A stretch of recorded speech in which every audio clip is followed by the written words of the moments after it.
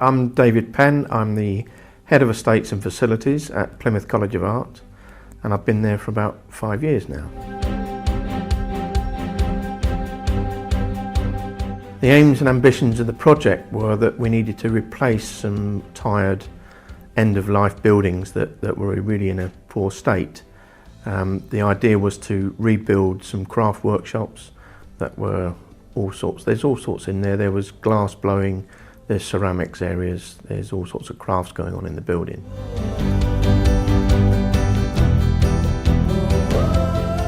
The key performance indicators from the framework did give me an awful lot of confidence to be able to pick from the contractors that were on the framework. I think they all had a pretty good track record of delivering the sort of projects that I was going to be embarking on.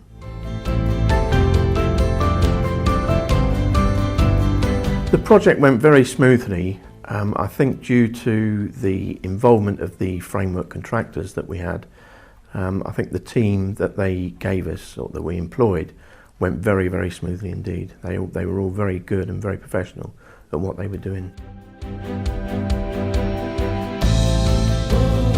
The quality of the intended project has been, as it was a workshop building, we needed very raw finishes. But one thing that we did want was this very hard, durable concrete floor, which we've achieved. The walls were straightforward blockwork. We've got a lot of exposed surfaces, all the surfaces are exposed, and also the structural steelwork frame is all there for everybody to see. The main challenges on the contract were developing the brief. From the college knew what they wanted to do. It was just getting from what the college wanted from the client requirements to actually onto a drawing so as it could all be brought back to us for approval. The big challenge there was changes. As in all projects, change was a nightmare, but they do happen, and the contractor worked extremely well with us to overcome all of the changes, and they understood why we needed to change things and worked very well with us.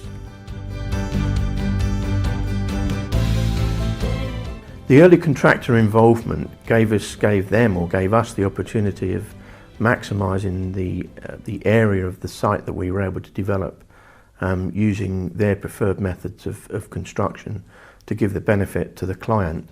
So we gained as far as area was concerned, but as I say, it was the cost certainty and using the framework rates gave us really, really good value for money.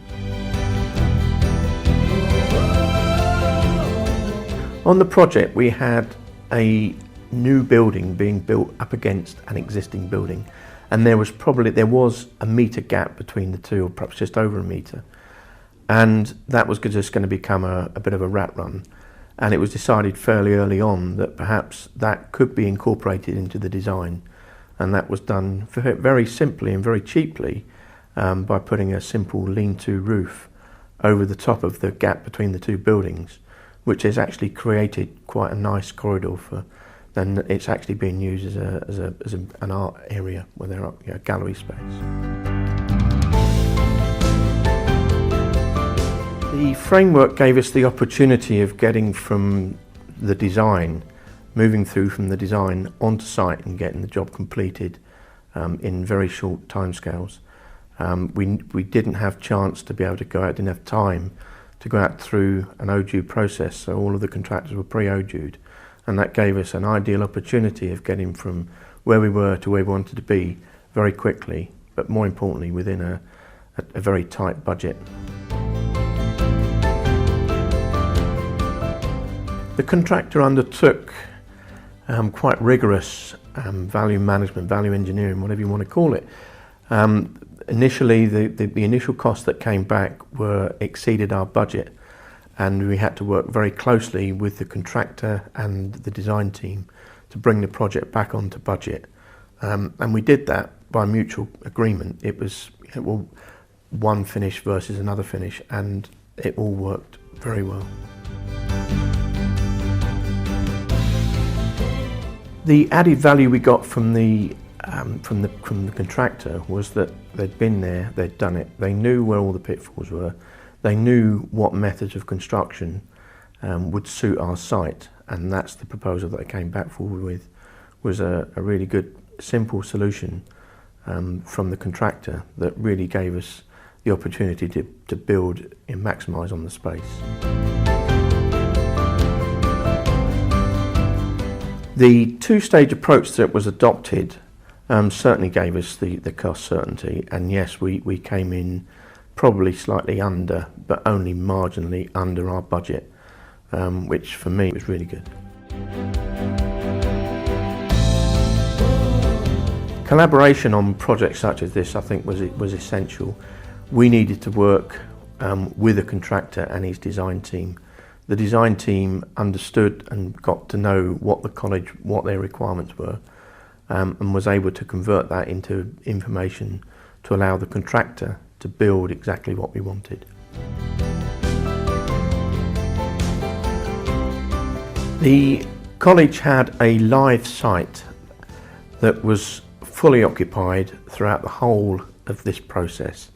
There was some deep excavations very close to the existing buildings. Yes, we took protection, we protected the building. They took all sorts of measures to stop bits of the building falling off. Unfortunately, nothing did fall off, so that was excellent. But yes, we actually excavated below one of the old existing workshop to form the new, and everything went according to plan.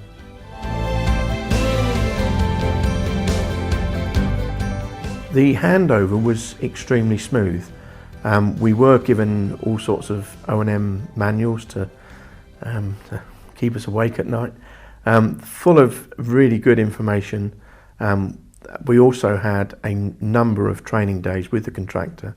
Because it was a bit of a phased handover, we were able to pick the brains of the contractors before they actually decamped and walked away.